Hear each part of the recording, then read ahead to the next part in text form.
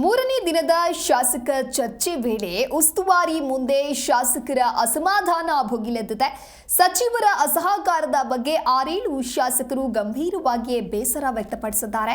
ಸಚಿವರ ಕಾರ್ಯವೈಖರಿಯ ಬಗ್ಗೆ ನೋಟ್ ಮಾಡಿಕೊಂಡಿರುವ ಸುರ್ಜೇವಾಲಾ ದೂರು ಕೇಳಿಬಂದ ಸಚಿವರಿಗೆ ಸ್ಥಳದಲ್ಲಿಯೇ ದೂರವಾಣಿ ಕರೆ ಮಾಡಿ ಎಚ್ಚರಿಕೆಯನ್ನ ರವಾನಿಸಿದ್ದಾರೆ. ಶಾಸಕರ ಸಮಸ್ಯೆಗೆ ಸ್ಪಂದಿಸುವಂತೆ ತಾಕೀತು ಮಾಡಿದ್ದಾರೆ ಎನ್ನಲಾಗಿದೆ. ಈ ಕುರಿತ ಒಂದು ವರದಿ ಇಲ್ಲಿದೆ.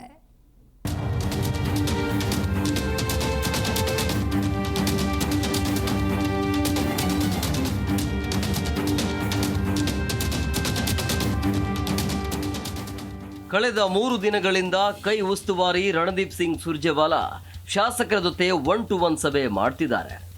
ಶಾಸಕರ ಅಸಮಾಧಾನ ಶಮನಕ್ಕೆ ಪ್ರಯತ್ನ ನಡೆಸಿದ್ದಾರೆ. 3 ದಿನಗಳಿಂದ ಸುಮಾರು 58 ಶಾಸಕರ ಜೊತೆ ಸಭೆ ನಡೆಸಿರುವ ಸುರ್ಜೇವಾಲಾ ಹಲವು ಮಾಹಿತಿಗಳನ್ನು ಪಡೆದುಕೊಂಡಿದ್ದಾರೆ. ಪ್ರತಿಯೊಂದನ್ನ ಚಾಚು ತಪ್ಪದೆ ನೋಟ್ ಮಾಡಿಕೊಂಡಿದ್ದಾರೆ. 3ನೇ ದಿನ ಸುಮಾರು 15 ಶಾಸಕರ ಜೊತೆ ಸುರ್ಜೇವಾಲಾ ಮಾತುಕತೆ ನಡೆಸಿದರು.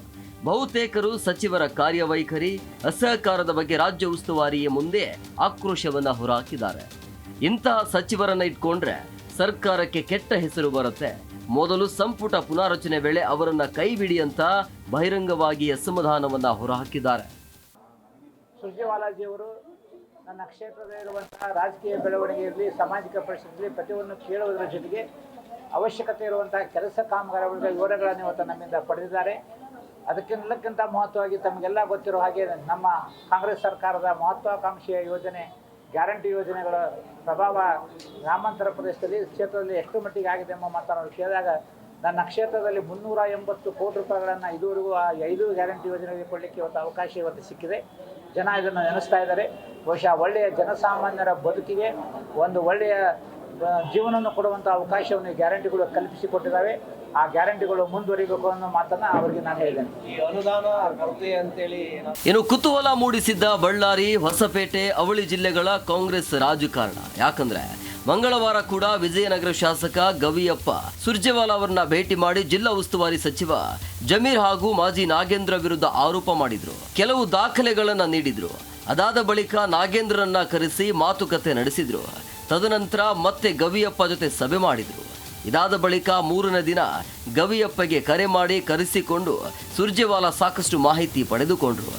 ಗವಿಯಪ್ಪನವರಿಂದ ಮತ್ತಷ್ಟು ದಾಖಲೆ ಪಡೆದುಕೊಂಡ್ರು.